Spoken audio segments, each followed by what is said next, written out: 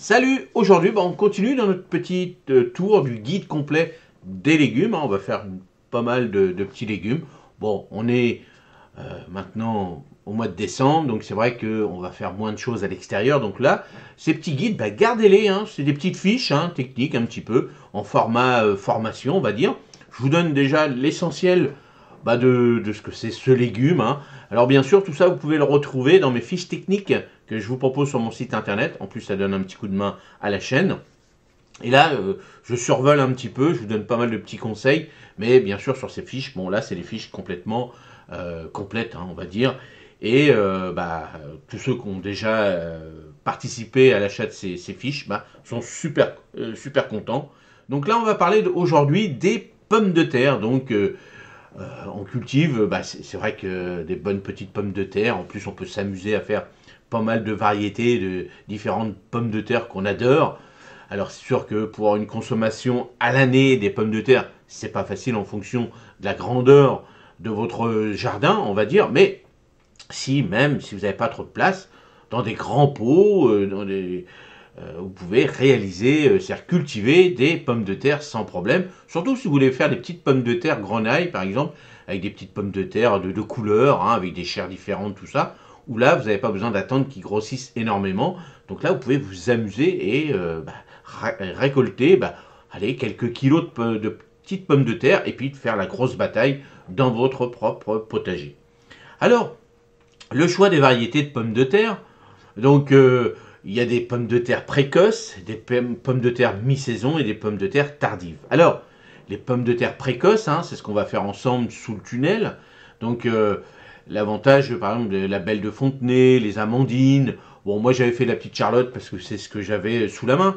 Mais voilà, c'était surtout pour montrer qu'on pouvait réaliser des petites pommes de terre. Donc, bien sûr, à l'abri parce que les pommes de terre, le feuillage, lui, a tendance à geler si vraiment il gèle chez vous. Mais ça permet d'avoir des petites pommes de terre, donc on ne va pas les laisser grosses non plus. C'est des bonnes petites variétés de grenaille, voire un peu plus gros. Et là, c'est intéressant parce qu'on n'a même pas besoin d'enlever la peau. On les mange directement comme ça, alors comme on veut. Et ça fait vraiment plaisir. Puis ça annonce la nouvelle saison, on va dire. Au printemps, on récolte ça à peu près, on va dire, en fonction de vos régions. Allez, fin mars, début avril à peu près, à peu près. Donc, c'est toujours agréable. Donc après, il y a les mi-saisons. Donc, l'avantage, ces variétés offrent un équilibre entre le rendement et qualité. Exemple, la Charlotte, Nicolas. La Charlotte, bon, moi, c'est ce que je préfère. Pomme de terre, c'est vrai que voilà, c'est une petite pomme de terre que j'ai toujours... bon, puis j'en fais pas non plus des grosses quantités. Donc, c'est vrai qu'une petite pomme de terre comme ça, moi, ça me va très bien. Donc, des pommes de terre tardives, idéales pour un stock prolongé. Donc, c'est vrai que ça, quand on a besoin de les stocker longtemps, bon, moi avec la petite Charlotte, j'ai pas trop de problème du stockage, mais c'est vrai que la Binch, la Bleue d'Artois, ça c'est des variétés costauds, et puis on peut faire pas mal de choses avec. Bon, voilà, chacun choisira dans tout l'ensemble de ces pommes de terre ce qu'il veut faire avec. On veut faire des frites, on veut faire des pommes de terre sautées, on veut faire des purées, on veut faire des pommes de terre cuites à l'eau ou autre. Donc là, c'est ça l'avantage des pommes de terre, c'est vraiment un tubercule qui est magnifique. Moi j'aime bien les petites pommes de terre, comme la tomate, mais bon, en règle générale, déjà quand c'est nous, faisons nous-mêmes notre propre semence, c'est pas semence parce qu'on n'en peut pas, mais culture de pommes de terre, on se régale. Et la pomme de terre, bon, en règle générale, c'est assez facile quand même de cultiver de la pomme de terre. Alors, semis de pommes de terre, donc semis plutôt plantation de pommes de terre. Donc en fonction des régions, les pommes de terre se pelent généralement entre mars et mai. Alors c'est surtout, il faut que le sol soit quand même réchauffé. Donc c'est pour ça, n'hésitez pas si vous avez des sols un petit peu lourds, parce que la pomme de terre, même des terres un petit peu argileuses, ça va. Mais si vous avez des terres qui ont tendance à être argileuses, ne mettez pas de paillage. C'est-à-dire, tout le long de l'année, vous pouvez en mettre, mais on va dire un mois avant, vous retirez vos paillages, et comme ça réchauffe facilement les sols, surtout si vous mettez de la paille. Ça a tendance au début de pas trop chauffer, puisque les journées ne sont pas encore totalement chaudes. Et puis on dit toujours, quand le lilas fleurit, c'est que c'est le bon moment pour planter de la pomme de terre. Alors, avant de planter, on laisse germer les pommes de terre entre 4 et 6 semaines dans un endroit frais et lumineux pour développer des germes vigoureux. Ça, c'est comme vous voulez. On peut faire les deux. Moi, j'ai essayé les deux et ça marche bien. Et la plantation, plante tes pommes de terre à une profondeur de 10 à 15 cm et un espace entre chaque plant entre 30 et 40 cm. Les lignes doivent être espacées d'environ 60 pour favoriser une bonne aération. Et puis après, on les bute, hein, bien sûr. Hein. Donc là, c'est ce qu'on va voir maintenant. Donc entretien des pommes de terre, butage. Lorsque les plants atteignent environ 20 à 25 cm de hauteur, on les bute. Hein. Ça, c'est important puisque cela favorise la production de tubercules et les protège de la lumière. Bah oui, hein, quand ils vont s'étaler, hein, ça s'étale. Et puis s'ils ne sont pas butés, hop, tout de suite, vous le voyez, hein, des fois quand vous oubliez de refaire un peu vos buts, parce que là, il faut y aller régulièrement quand même, voire régulièrement, une fois par mois ou allez, 2 fois par mois, on remet un petit coup de râteau ou un petit coup de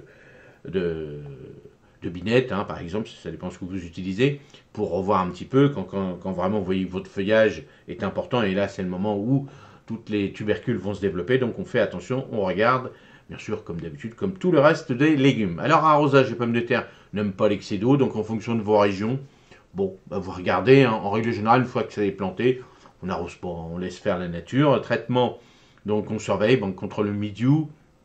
Bon, ça dépend des régions, ça dépend de la saison. Si on a une bonne année à pommes de terre, ça va. Sinon, si faut vous dire que dès lors qu'il y a le mildiou qui arrive et puis que c'est vraiment une année à mildiou, bon, il n'y a pas grand-chose à faire. Donc bon, si vos pommes de terre sont déjà assez développées, vous les consommez, mais vous allez avoir du mal à les garder. C'est ce qui s'est passé cette année pour moi, mais pour l'instant ça se passe bien.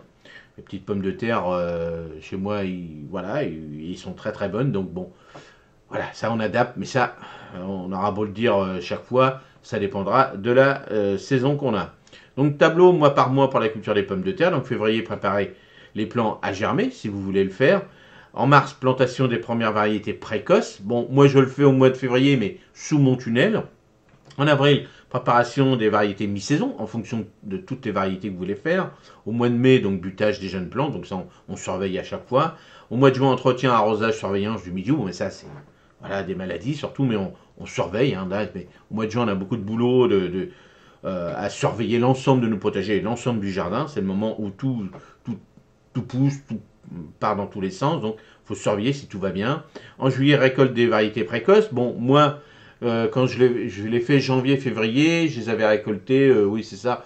Bon, moi en petite, hein, bien sûr, j'ai pas attendu que ce soit grosses, donc c'est vrai qu'il faut un laps de temps quand même pour les récolter, mais moi je voulais pas avoir les grosses, donc je les ai récoltées, 3-4 mois après, donc c'est ça, au mois d'avril, janvier, février, mars, avril, donc c'était ça à peu près.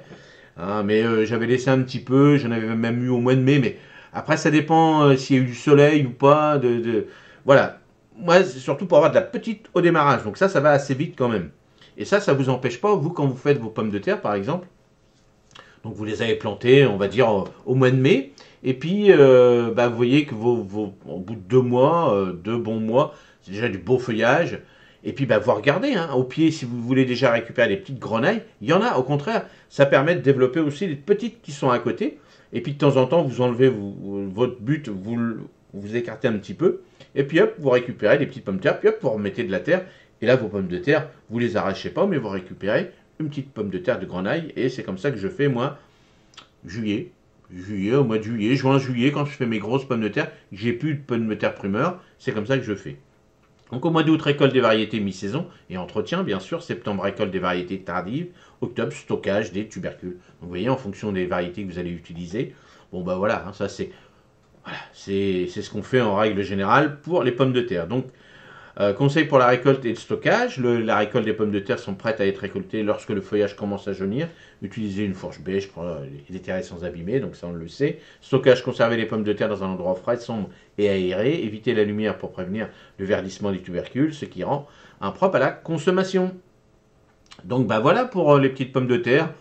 Bon voilà, faut faire de la pomme de terre. Hein. Bon, c'est vrai que ça prend beaucoup de place. Alors les anciens disaient toujours, quand on veut nettoyer un potager, tous les 3 ans, on fait de la pomme de terre sur l'ensemble. Alors, peut-être pas sur l'ensemble complètement, mais en règle générale, c'est ce qu'ils disaient. On refait ça et ça régénère un petit peu. Alors, je pense que les pratiques, c'est-à-dire que comme la pomme de terre va en profondeur quand même, le fait qu'on la récolte, donc on nettoie un peu tout ça. C'est des grosses plantes qui font du beau feuillage, donc ça limite les mauvaises herbes, tout ça. Donc ça, Bon, est-ce que ça apporte autre chose, les pommes de terre? Bah, les anciens, dites-le nous. Mais c'est vrai que, bon, moi j'aime bien faire mon petit rang de pommes de terre tous les ans. Et surtout pour m'amuser, hein, et puis de récolter un petit peu. Et en règle générale, bon, bah, là c'était une petite année.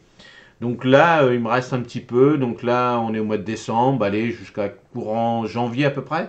Et après, j'aurai plus de pommes de terre. Mais bon, ça, chaque année est différente, bien sûr. Mais avant tout, prenez du plaisir, comme je vous dis tout le temps. Allez, gardez cette petite fiche de côté au cas où, comme ça vous redonne des petites idées. Et puis, bah, complétez-la dans les commentaires si vous avez d'autres petites astuces pour cultiver la pomme de terre. Voilà. Allez, à la prochaine. Salut, merci.